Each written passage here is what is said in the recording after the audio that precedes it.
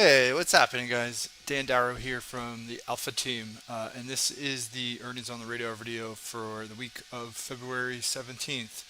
Um, so, last week, not an off week necessarily, in that we did have some big earnings, and it was still pretty busy earnings wise, though we didn't have as much economic news, and now we this coming week we have both. We have huge economic news, and we have some really big earnings as well. So I'm thinking the next few days should be awfully busy, and should really get going very quickly tomorrow because the CPI is Tuesday before the open.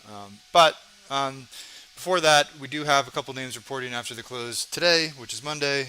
So the first is Arista, which is priced in about $10. Um, I was messing around with the options on this going into Meta's report because the previous couple quarters, their capex numbers really had like a big impact on Arista. So that was this bar here, and then back again here. So the it did it didn't move as much this quarter, but maybe that means that earnings are going to be more volatile because the stock is pushing up into this big 140 area, which you can see is over the last like year and a half has been a really significant spot. So I mean, I feel like it's kind of interesting setup, make or break in the sense that if it breaks out, there's plenty of room higher. If it fails, plenty of room lower. I think the biggest hurdle that I have with it is just the option pricing because it does seem a little bit high, so I'm on the fence with it. Also, after the close, Palantir priced in about 90 cents. It doesn't look as bad technically as it did for stretches of last year, but I mean it's also pulled back quite a bit after like the pop from last week or a week and a half ago. Um, I'd probably only look at like a post earnings trade on this because I haven't traded in a while, and I mean a lot of these like heavily shorted or meme stocks have started to lose momentum. So this would be something I'd probably look at if the numbers are okay, the stock acts well, and it can reset to 200. Maybe I'll take a look at it. Before the open on Tuesday, so the big event is the CPI. You do have a couple other companies, so like a couple miners like Cliffs and BTU. I mean, Coke reports before the open. It's just nothing that really like stands out to me. So I feel like tomorrow morning is all going to be about the CPI, and then I mean the earnings are second fiddle to that. After the close tomorrow, you do have a couple interesting names. Airbnb is pricing in about 10. So Expedia had a pretty mixed report. Stock got hit. Airbnb dropped on Friday along with it. So I do think it's a bit more interesting now because you don't really know what to expect. And Airbnb, as of last week, was bumping into this like 120 area, which has been a pretty big multi-month resistance level. So um, it's been hit harder off this level a few times. Also, if it gets through it, seems like there's plenty of room higher. So I mean, definitely kind of an interesting setup, but I mean, it's going to have to be better than Expedia because a mixed quarter probably not going to deliver the breakout on the upside, even if it has pulled back a bit now. And then the other one Tuesday after the close is UPST. They're pricing in about $3.50. Um, so they didn't guide early this quarter, but they did announce a workforce reduction, and I feel like that made people think the numbers are probably going to be pretty ugly. In addition, Affirm, really lousy quarter, so I feel like it's kind of hard to be super positive going into earnings on this. If they do manage to surprise, I mean, it could have a pretty sizable pop, both because I think expectations were low and short interest is high, but that also seems like a lower probability scenario. Wednesday before the open, ADI pricing in $8. Another semi. I've avoided this group in earnings and plan on doing that moving forward. I won't be in ADI, but maybe I'll keep an eye on it after the report. Biogen.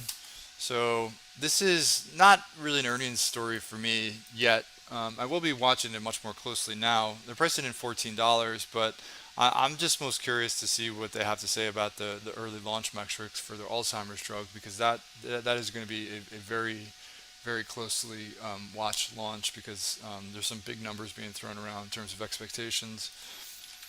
Roblox pricing in about five or so. It's It could be interesting. I mean, it had a better monthly metric update in January. Stock rebounded after kind of like a lousy December. Yeah, I mean, it does tend to move pretty sharply on earnings, and the stock has room. I mean, just getting back to the high from like a week and a half ago would be like six, almost seven, and the stock's only priced in five, and then you got room underneath. So, I mean, I don't think the options are cheap necessarily, but I mean, maybe if you can get a risk down, it could set up for a volatility strategy. Trade Desk, kind of another interesting name, priced in six and a half.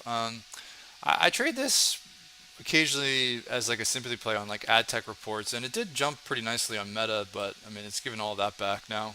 Um, it doesn't always have similar numbers to like Meta or Google or Snap, right? So it can be volatile around earnings, and it seems like there's still a lot of volatility in this area. So I feel like if I can get risk down on these options, maybe it sets up for a volatility strategy as well.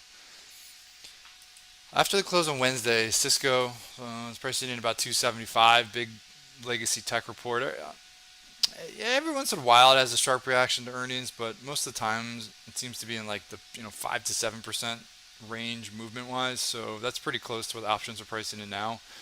I guess the question is that is it that one quarter where it moves 10% plus, or is it just like another typical quarter of 5 to 7%? So I don't really have a feel for it. Roku 875 is what they're looking for. Quarter after quarter after quarter has been disappointing, so it's kind of hard to be positive going into this report. But I guess if they manage to surprise with a good number, I mean it could have like a nice move higher. But I just don't know what the chances of that happening are.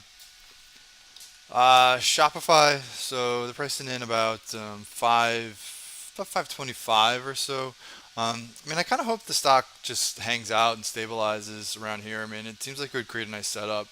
Had a big breakout through 40 and a really strong run. Now it's pulled back a little bit. So this to me is like put up or shut up time now, because it has room higher, it has room lower. I mean, after this huge run, it's gonna have to justify it with like a good quarter. So it does. I guess it does actually feel like the options are a little bit underpriced on this one. Twilio, about $10 is what's expected. It was absolutely crushed last quarter. It's recovered. It's recovered all of the losses, but I don't know. I mean, on one hand, like the bar appears to still be pretty low, but on the other hand, with the options pricing in $10, I mean, such like a huge expected move where I don't know if I have the conviction I don't know if I have the conviction for a trade with options that pricey.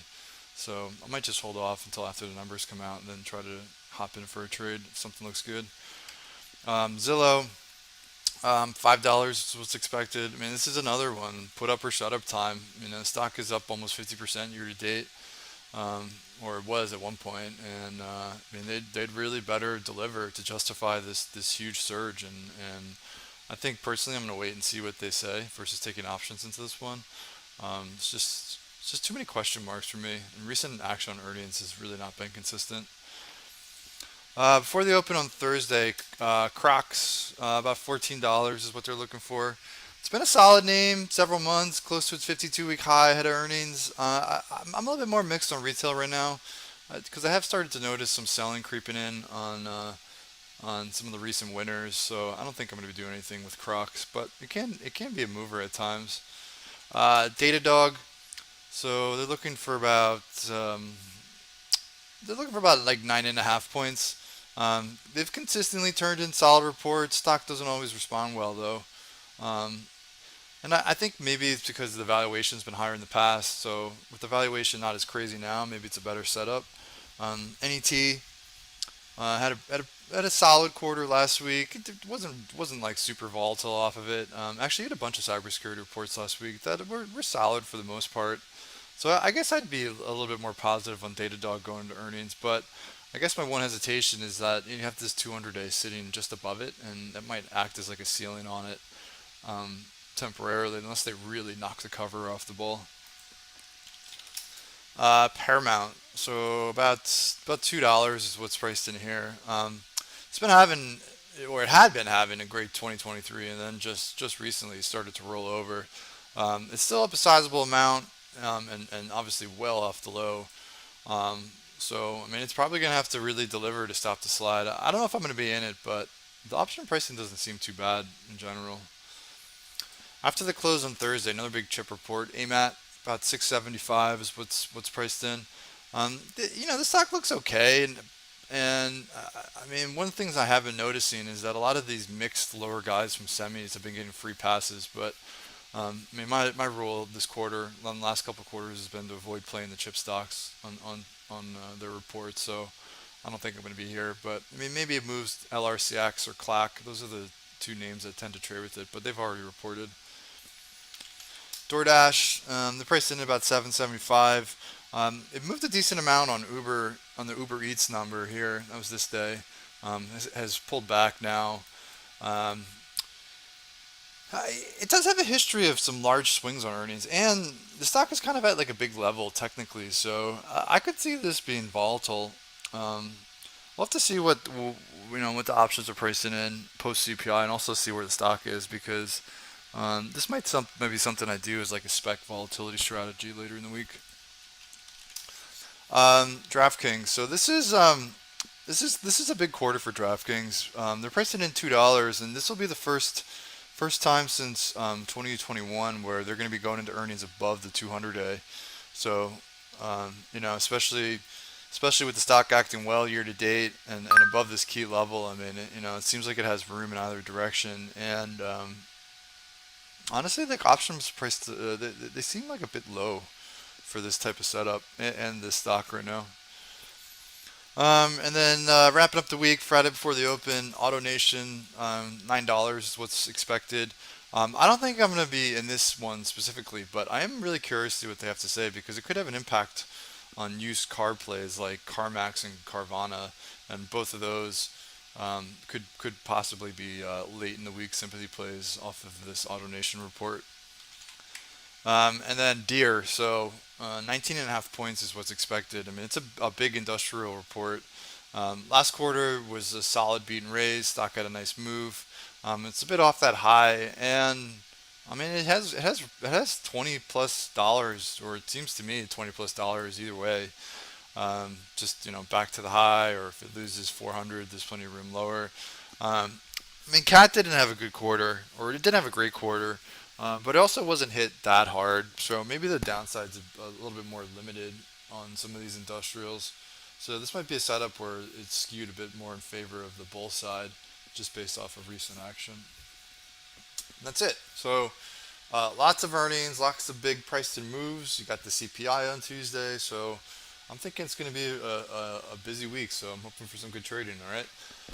So if you like this video, definitely come check out the Alpha Team room. We go over these setups on the day of, or the day before, kind of break things down in real time, talk about updated pricing, what we're looking at, if anything changes between when this video is recorded and when these companies report. So if you do focus a lot on earnings, come check out the Alpha Team room because we tend to spend a lot of time going over these types of setups. All right. So best of luck if you guys are playing anything. Have a great night, and I will talk to you all later in the week.